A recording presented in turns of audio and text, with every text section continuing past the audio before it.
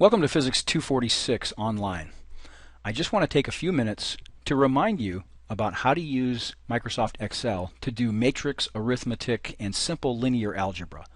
There are powerful built-in functions, and although Excel is a little bit odd in the way that you have to enter these, it's very powerful for doing the kinds of matrix operations that you have to do in this class on a few of your homework assignments. So here is an example where we're going to take a 3 by 3 matrix, which is often containing constants that are used in the solution of problems where we do fits, where we have a set of data and we want to fit a straight line or a polynomial function to those data. And one of the things that you might need to do is calculate the determinant. So here's my 3 by 3 matrix, which is just entered as individual numbers in a block of cells that looks very much like the way a matrix would. And we might want to calculate the determinant, and so always type equals first, no, not plus, equals. And most of the matrix functions begin with the letter M, and so there are things like M inverse, and M determ, and M mult, if I go down a little bit further for the multiplication function. And those are the ones that we're going to use right now. So as soon as you begin to type them in, you get a pull-down menu, and if you click on that, double-click on that, then it gives you some of the idea of the syntax that's involved. And if you click on the name of the function, you get the help menu, which gives even more information. So I won't use that right now, but that does give you additional information if you ever get confused and you need a little more help. So mdeterm, and of course it looks for an array, and so we just highlight the array and close the parentheses, and voila, we get the determinant of this matrix. So that's really easy. Now to find an inverse, it's just a little bit trickier, and I'm going to give a very simple procedure that'll show how to do this. Of course, the only way that you can have an inverse of a matrix is if that's a square matrix, and so what you first do, if you want to invert the matrix above, is highlight the block of cells where you'd like the inverse to appear. And so I'll do that right here, and then without doing anything else, you just begin to type the inverse function. So again, it's equals M inverse,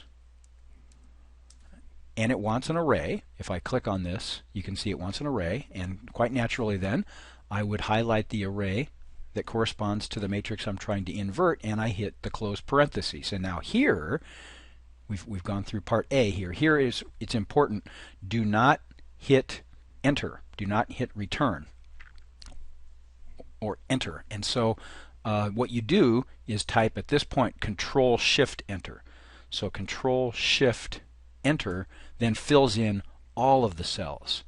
If you hit enter, all you get is the upper left hand cell, and then you have to use a different series of keystrokes to export that command to the other cells. So this is the easiest way of doing it.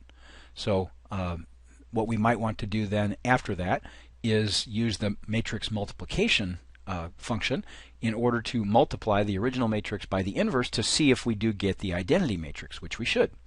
And using the mult command is very similar to using M inverse.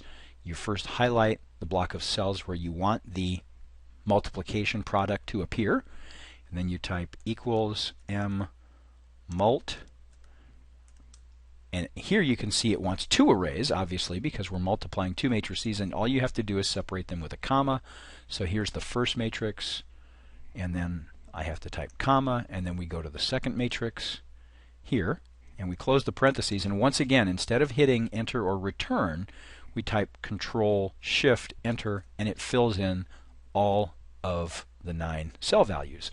And you can see here that we have two values that are not listed as 0 because perhaps of round-off error in doing these calculations. They're very, very small, and essentially they're equal to 0. So we get the 1s on the diagonal, which is characteristic of the identity matrix, and that's what we expect. So hopefully that's helpful in doing your homework assignments where you have to do some matrix manipulations. And I'll just mention some other tips that I hope you're already familiar with from previous use of Excel, but these are just reminders.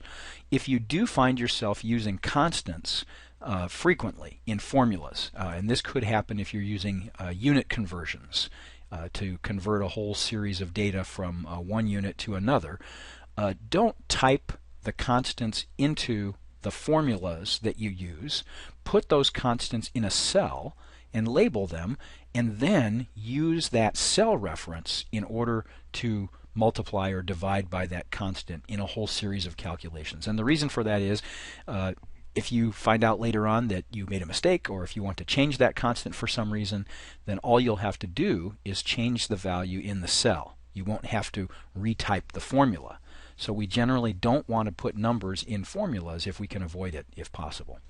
Also then, I mentioned this in class, if you have a series of calculated values and you're going to use them in a subsequent calculation, rather than using copy and paste, just use the cell reference itself.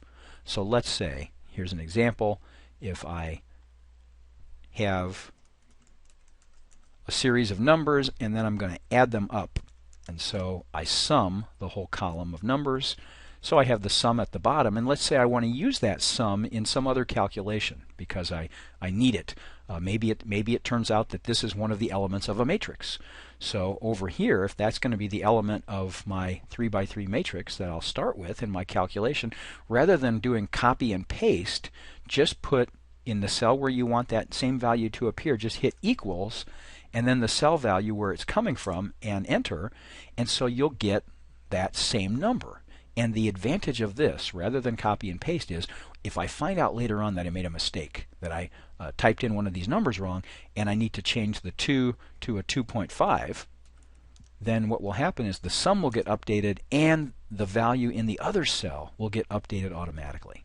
So that's always a good idea to do rather than copying. And finally, when you have a column of data like this, it's always good to label that column. If this is a position X and the units are meters, always label columns of real world data.